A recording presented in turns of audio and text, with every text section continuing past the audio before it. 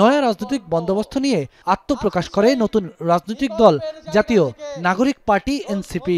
দলটির সামনে এখন নানা বাস্তবতা, তবে এনসিপির জন্য অন্যতম প্রধান চ্যালেঞ্জ দলের সদস্য সংগ্রহ, জেলা উপজেলায় কমিটি এবং কার্যালয় স্থাপন করা।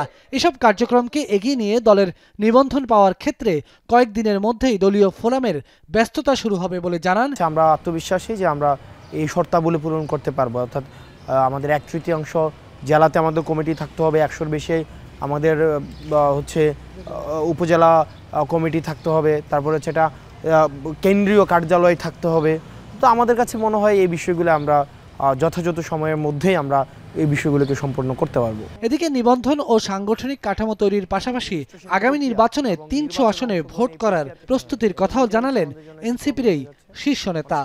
যেহেতু আমরা রাজনীতিতে এসেছি এবং একটা গণঅভ্যুত্থান পরবর্তী রাজনৈতিক দল এবং সবচেয়ে বেশি জনসমর্থিত এবং তরুণদের যে একটি আকাঙ্ক্ষা রয়েছে, আগ্রহ রয়েছে, এটি আমাদের দায়িত্ব সম্পর্কে আমাদেরকে সচেতন করে দেয়। তো সেই জায়গা থেকে আমরা আশা করছি এবং এটি আমাদের লক্ষ্য যে 300 আসনকে টার্গেট করেই আমাদের রাজনৈতিক কর্মসূচি পরিচালিত হবে।